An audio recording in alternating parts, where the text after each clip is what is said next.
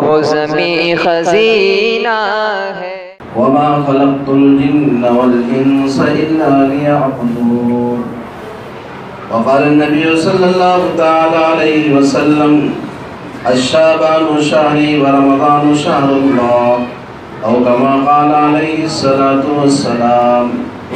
وقال النبي صلى الله تعالى عليه وسلم أحسوا هلال شعبان لرمضان، أو كما قال عليه الصلاة والسلام۔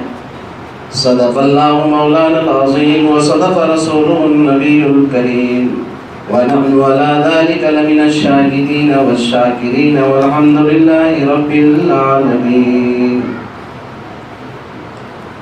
بشر صدقے، ملک صدقے، زمین و آسمان صدقے، بشر صدقے، ملک صدقے، زمین و آسمان صدقے، فلک کے کہکشاں صدقے، زمین کے گلستاں صدقے، نرالی ہر ادا صدقے، انوکھا ہر سما صدقے، نرالی ہر ادا صدقے، انوکھا ہر سما صدقے، محمد مصطفیٰ پر رونق دونوں جہاں صدقے۔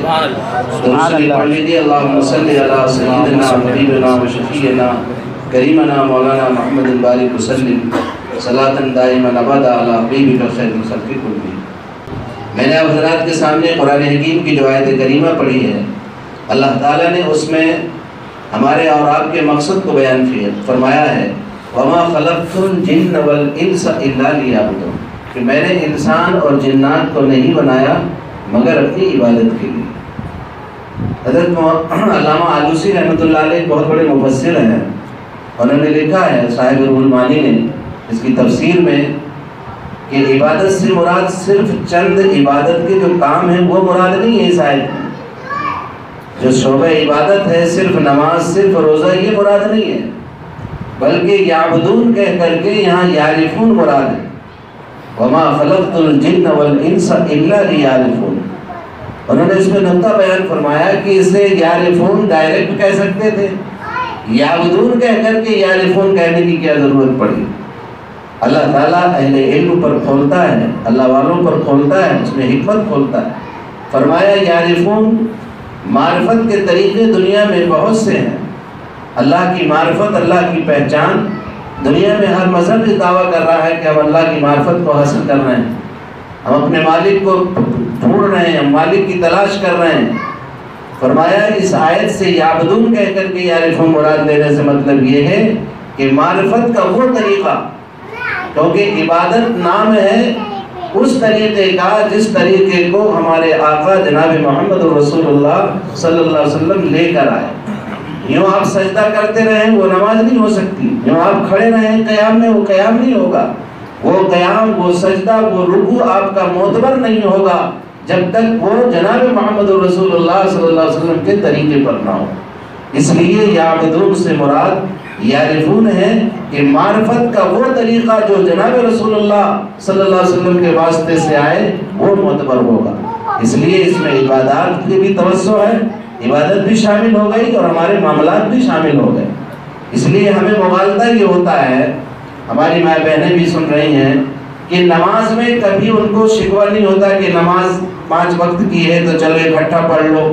کبھی کسی ماں نے، کسی بہن نے یہ آپ کو بولا نہ ہوگا، کبھی نہ کوئی ہمارا بھائی بول سکتا ہے کہ چلو بہت دن ہو گئے، ہم نے جو ہے رمضان میں روزے رکھے، اب حضرت ایسا ہے کہ سب آپ لوگ مشورہ کر لو، اب یہ حالات بھی ٹھیک نہیں، پر شعبان میں ہی رمضان کے روزے رکھ لیتے ہیں۔ کبھی کسی کے ذہن میں نہیں آیا، کیوں؟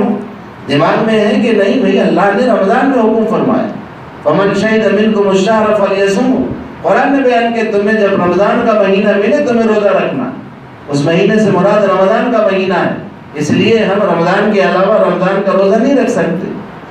اسی طرح سے 5 وقت کی نماز فرض ہے، إِنَّ الصَّلَاةَ كَانَتْ عَلَى الْمُؤْمِنِينَ كِتَابًا مَوْقُوتًا، سب کو معلوم ہے، ماں بہنوں کو بھی معلوم ہے، بھائیوں کو بھی معلوم ہے کہ اللہ نے نماز وقت وقت پر فرض فرمائی ہے، اکٹھا نہیں پڑھ سکتے کہ چلو عبادت ہے آج اکٹھا پڑھ لیں، آج شب برات ہے آج ساری نمازیں پڑھ لیتے ہیں 2-4 ہفتے کی، تاکہ ایک ہفتہ پھر سوتے رہیں گے، آج رات جگنے کی ہے آج ساری عبادت کر لو، ساری نمازیں پڑھ لو، اشترا ایک ہفتہ آگے کی، کوئی نہیں کہتا۔ یہ ہمارے دماغ میں بیٹھی ہوئی یہ بات کہ یہ شریعت ہے، اور شریعت نام ہے جو اللہ اور اس کے رسول نے جو حکم فرما دیا. ہمارے نبی نے فرمایا کہ نماز 5 وقت کی فرض ہے. قرآن میں بھی فرمایا گیا. وقت کی تعین جناب رسول اللہ صلی اللہ علیہ وسلم نے فرمائی. جو قرآن میں آیا اگر اس کی ڈیٹیل حدیث میں آئی, کہیں قرآن کی آیت تھی اس کی ڈیٹیل اس کی تفسیر ہے, کہیں حدیث سے اس کی تفسیر ہوتی ہے. بہرحال اللہ اور اس کے رسول صلی اللہ علیہ وسلم کی اطاعت ہم پر لازم ہے. جہاں آپ نے کہا روزہ رکھنا ہے وہاں روزہ رکھنا ہے, جہاں آپ نے کہا روزہ نہیں رکھنا ہے وہاں روزہ نہیں رکھنا ہے. آپ نے کہیں پہ منع بھی فرمایا, لا تصوموا فی هذه الايام فانها اکل و شرب و بیال. حضور اکرم صلی اللہ علیہ وسلم نے فرمایا تم روزہ نہ رکھو ان 5 دنوں میں, یعنی عیدین و ایام تشریق میں.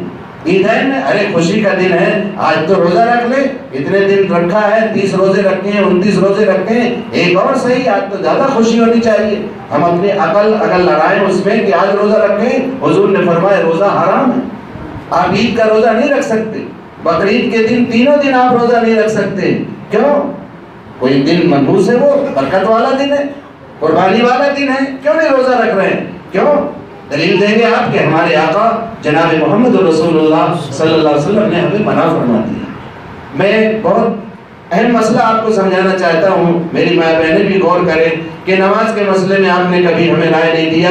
زکوٰۃ کے مسئلے میں یہ بھی نہیں کہا کہ 2.5% بہت دن سے چل رہا ہے, ویسا ہے کمائی کم ہو رہی ہے 1% کر دیا جائے, کبھی کسی نے نہیں کہا.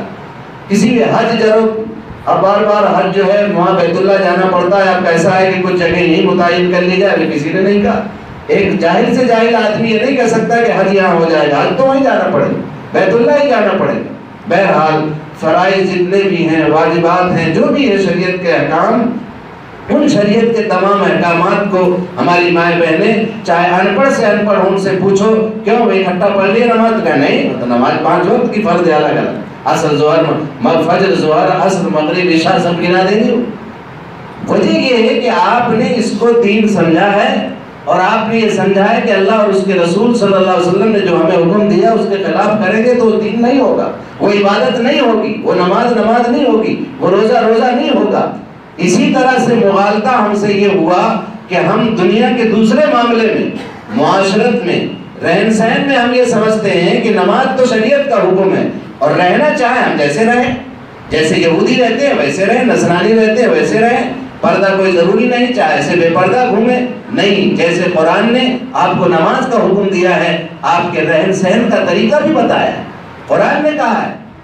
عورتوں کو قرآن نے حکم دیا کہ اپنے گھروں میں قرار پکڑو, وَلَا تَبَرُّجْنَ تَبَرُّجَ الْجَاهِلِيَّةِ الْأُولَىٰ, باہر اپنے کو دکھاتے ہوئے مت پھرو, اپنے گھر کو قرار پکڑو.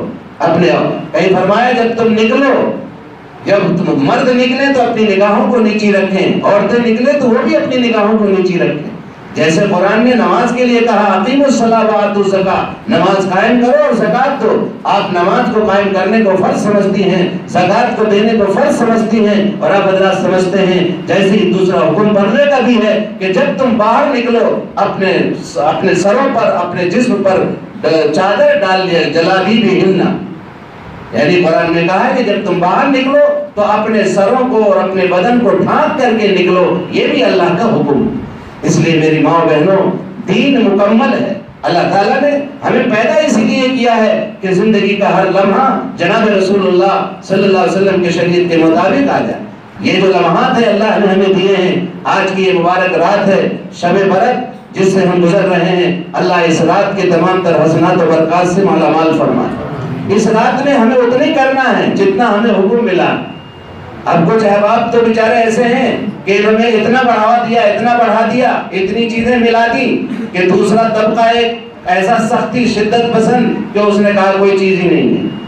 ایسا بھی نہیں ہے کہ کوئی چیز ہی نہیں ہے یہ, اور ایسا بھی نہیں ہے کہ دنیا کے دوسرے تمام طریقے ہم نے ملا لیے. اس میں حلوہ بھی ملا لیا, اس میں چراغا بھی ملا لیا, اس میں ساری چیزیں ملا لی, جبکہ اس رات سے اس کا کوئی تعلق نہیں.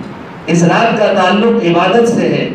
میں بہت سی حدیثیں, قریب تقریباً 9 حدیثیں ہیں اس مسئلے پر, جس کی وضاحت اس کے روزے اور اس کے رات کے جگنے کی حدیث اگرچہ ضعیف ہے, لیکن ضعیف ہونے کا مطلب یہ نہیں ہے کہ وہ موضوع ہے. موضوع الگ چیز ہوتی ہے. موضوع کہتے ہیں گڑھی ہوئی حدیث, جو گڑھ دیا جائے, گڑھ کے پیش کر دیا جائے وہ موضوع حدیث ہے. اور حدیث ضعیف کا مطلب یہ ہوتا ہے کہ کوئی بیچ میں راوی کمزور ہوتا ہے, بیچ میں تو وہ خبر تھوڑی سی کمزور ہو جاتی ہے. حدیث کوئی ضعیف نہیں ہوتی ہے, بیچ میں راوی جو بتانے والے ان کا کریکٹر اور کردار ذرا مشکوک ہو جاتا ہے تو محدثین کے اصطلاح میں اس کو ضعیف بول دیتے.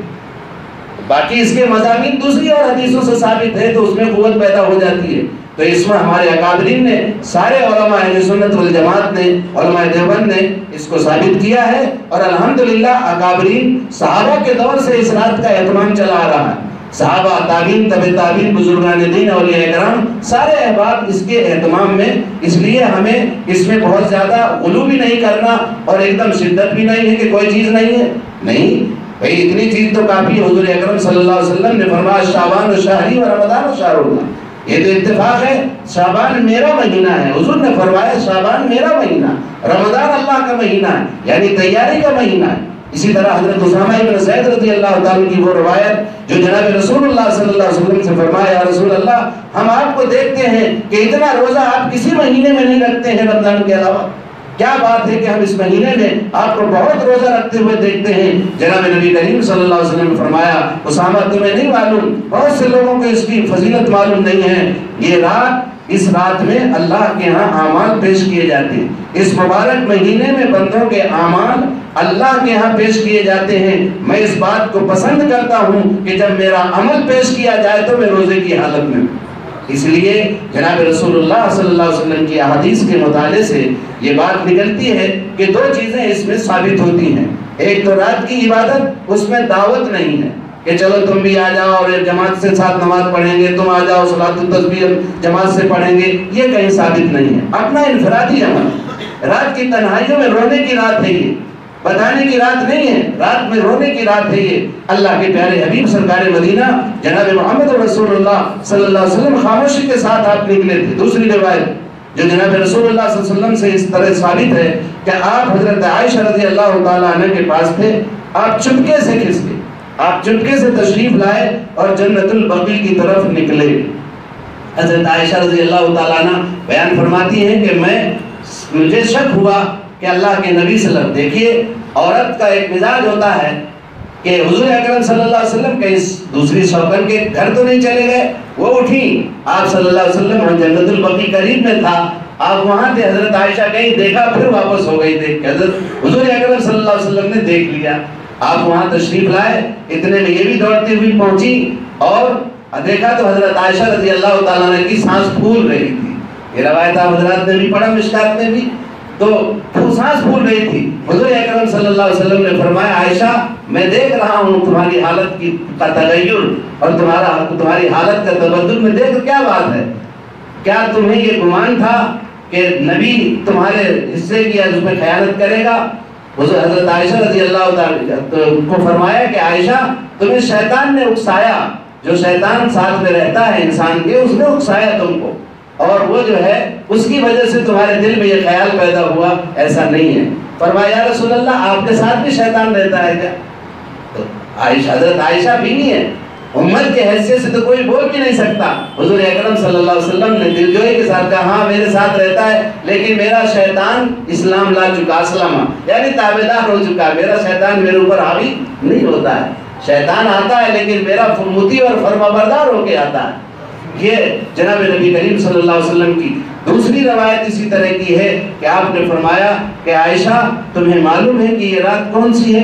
فرمایا یا رسول اللہ آپ ہی جانتے ہیں بہتر, اللہ و رسولہ عالم, اللہ اور اس کے رسول زیادہ بہتر جانتے ہیں. حضرت عائشہ سے فرمایا عائشہ یہ رات اتنی مبارک رات ہے کہ آج کی اس رات میں اللہ اپنے بندوں کی بے شمار مغفرت کرتا ہے, اتنی مغفرت کرتا ہے جیسے بنی کلب کی بکریوں کے بال ہیں, ان کے بالوں کے برابر اللہ مغفرت کرتا ہے. بال, بنی کلب ایک قبیلہ تھا عرب کا جس میں بہت بکریاں پالنے کا رواج تھا, ہزاروں کی تعداد میں ان کی بکریاں ہوتی, پھر ان بکریوں کے بال لاکھوں کی تعداد میں, کروڑوں کی یعنی بے شمار. اس سے مراد یہ تھی حضور اکرم صلی اللہ علیہ وسلم کی کہ بہت بے شمار, بے تحاشا, بے انگنت یعنی بے تعداد جو ہے اللہ مغفرت فرماتا ہے. اللہ سبحانہ و تعالیٰ نے فرمایا کہ یہ رات بڑی مبارک رات. ایک حدیث میں حضرت علی رضی اللہ تعالیٰ راوی ہیں, آپ فرماتے ہیں کہ جناب نبی کریم صلی اللہ علیہ وسلم نے فرمایا علی یہ رات ایسی مبارک رات ہے کہ اللہ سبحانہ و تعالی آسمان دنیا کی طرف متوجہ ہو جاتا ہے اور پوری رات یہ فرشتے اعلان کرتے ہیں حل من مستغفر اغفر له، ہے کوئی مغفرت کا طلب کرنے والا جس کی میں مغفرت کروں، ہے کوئی روزی کا لینے والا جس کو میں روزی دوں، ہے کوئی اولاد کا چاہنے والا جس کو میں اولاد دوں۔ پوری رات یہ اعلان ہوتا ہے، فرشتے اعلان کرتے رہتے ہیں کہ رب تعالیٰ اعلان فرما رہے ہیں کہ جو بھی ضرورت مند و حاجت مند آج مجھ سے مانگے میں اس کی ضرورت کو پوری کروں گا۔ اس لیے یہ رات بڑی مبارک رات ہے، اس میں دعوت نہیں ہے، کسی کو بلایا نہیں حضور نے، سارے صحابہ کو نہیں بلایا کہ آؤ، آپ صلی اللہ علیہ وسلم کی یہ روایت جب پہنچی صحابہ اس کا اہتمام کرنے لگے، لیکن آپ اگر بلا کے فرماتے تو یہ واجب کے درجے میں ہو جاتا۔ کوئی بھی چیز مستحب ہونے کے لیے اس کی دلائل الگ ہیں، اور جب حضور اکرم صلی اللہ علیہ وسلم کا جس پر دوام ہو اور جس پر دعوت ہو اور بلانا ہو اس پر وجوب تک پہنچ جاتا ہے کہ اس واجب ہو جاتی ہے وہ چیز۔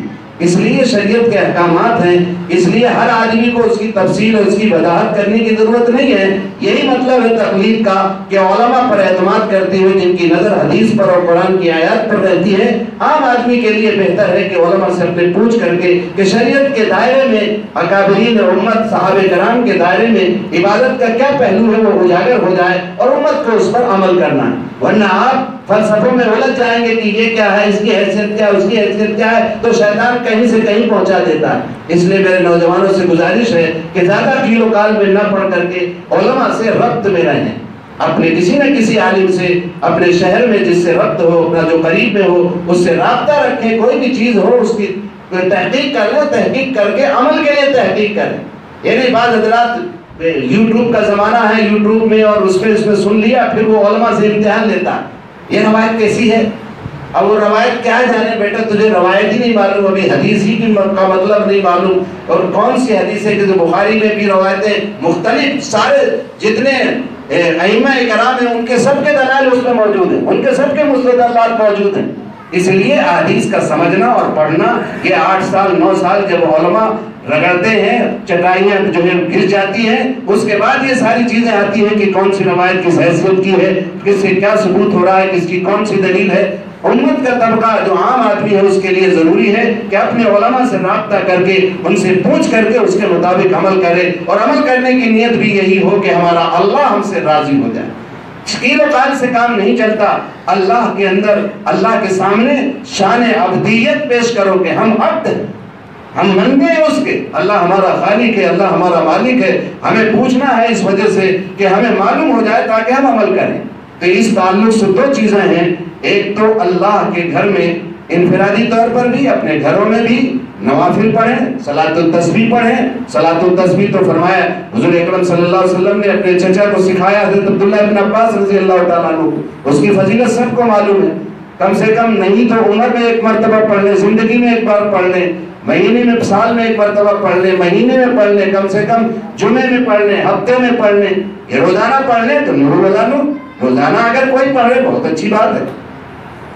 ایک تاجر ملے، اربوں خربوں پتی ہے کانپور کے، انہوں نے بتایا کہ حضرت میں فیکٹری جاتا ہوں تو میں صلاۃ التسبیح پڑھ کے ہی روزانہ جاتا ہوں، مجھے بڑا رشک آیا کہ یار ہم لوگ حدیث پڑھاتے ہیں، تفسیر پڑھاتے ہیں، ہمیں اس کی توفیق نہیں ہوتی ہے۔ یہ تاجر آدمی ہے، کہتا ہے روزانہ صلاۃ التسبیح پڑھ کے پھر فیکٹری جاتا ہوں۔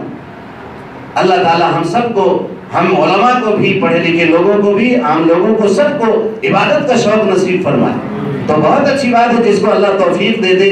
قیل و قال سے توفیق چھن جاتی، دیکھو قیل و قال نہیں ہونا چاہیے، اپنے علماء پر اعتماد کرو اور جو بتایا جائے قرآن حدیث کی روشنی میں اس پر عمل کرو، جتنا بتایا جائے اتنا عمل کرو، اپنی طرف سے مت ملاؤ۔ اب اس کی نماز کے لیے بعض لوگ اس کی نماز میں یہ پڑھو، اس کی ایک خاص نماز ہے، اس میں 10 مرتبہ قل اللہ پڑھو، اس میں اتنے مرتبہ یہ پڑھو، ایسی کوئی روایت حدیث میں نہیں آئی۔ اس لیے کسی بزرگ کا عمل ہوگا، اللہ والوں کا، انہوں نے پڑھا ہوگا، ان کا انفرادیت ہے، وہ اپنے طور پر انہوں نے پڑھا ہے، یہ سب کے لیے نمونہ نہیں ہے۔ نمونہ تو وہ ہے جو ہمارے آقا کائنات، فخر موجودات، تاجدار حرم جناب محمد رسول اللہ صلی اللہ علیہ وسلم نے جتنا فرمایا ہے۔ یہ عبادت کی رات ہے، اللہ کی مغفرت کی رات ہے، مغفرت طلب کرنا ہے اللہ سے، اور وہیں پہ جہاں پہ آپ نے یہ فرمایا کہ بے شمار لوگوں کی اللہ مغفرت فرماتا ہے، وہیں آپ نے کچھ نشاندہی فرمائی ہے، اس پر ہمیں غور کرنا۔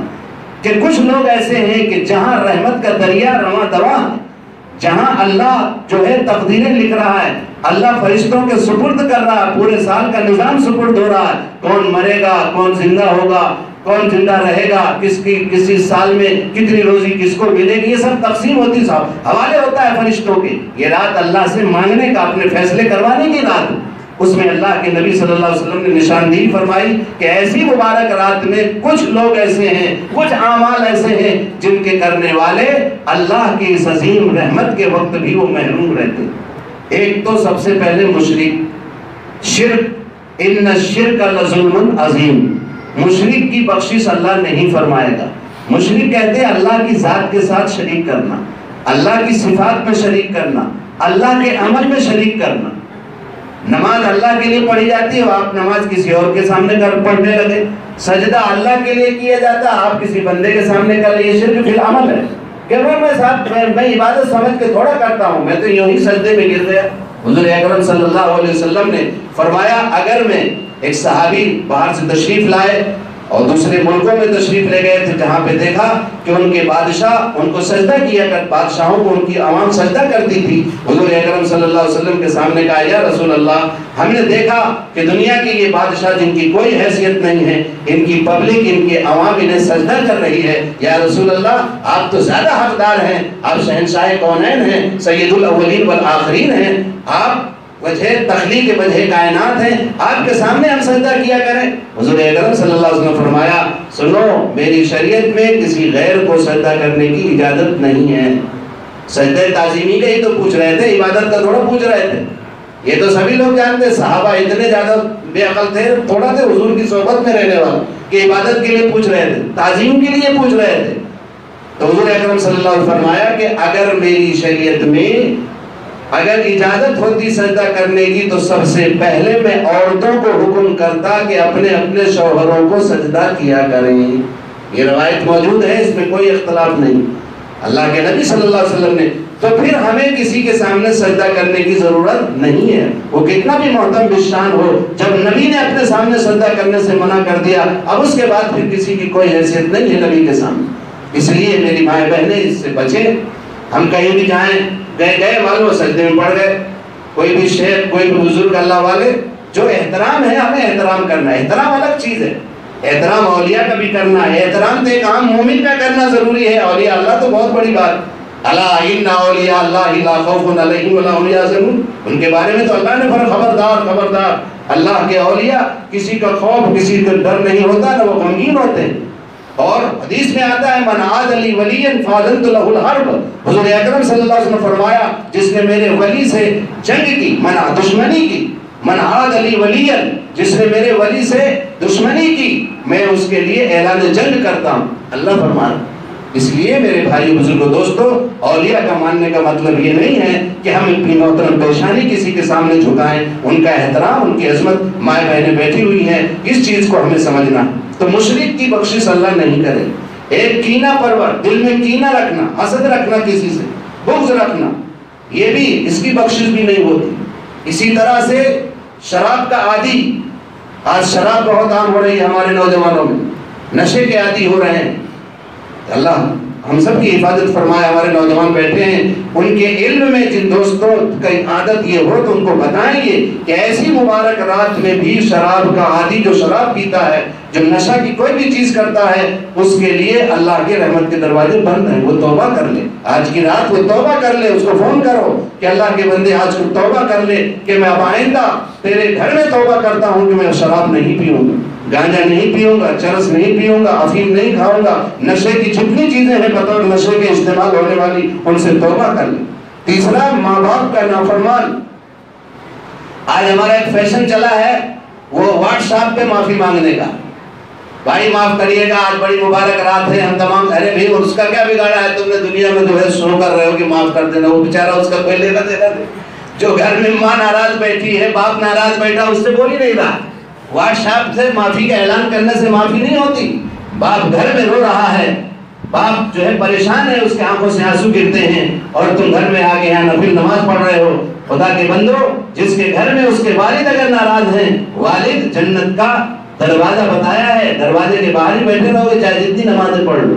والدین کا نافرمان اللہ اس کی بھی بخشش نہیں فرماتا۔ میرے نوجوان ساتھیوں سے گزارش ہے کہ آج کی رات کا پہلا عمل آپ کا یہ ہو کہ آپ گھر میں تشریف لے جائیں اور اپنی والدہ سے کہیں ماں مجھے معاف کر دو، دل کی گہرائیوں سے معافی مانگو، دل کی گہرائیوں سے آپ کے والدین میں سے جو بھی حیات ہو اس سے معافی مانگو، جو جا چکے ہیں ان کے دوستوں کے ساتھ اچھا کام جو شریعت نے بتایا ہے اس میں سلوک ہو، ان کے اپنے آپ کے چچا ہوں گے، آپ کے ان کے اور دوست احباب ہوں گے، ان کے ساتھ اچھا معاملہ ہو، ان کی قبر پہ جا کر کے کچھ پڑھ کر کے بخش دو۔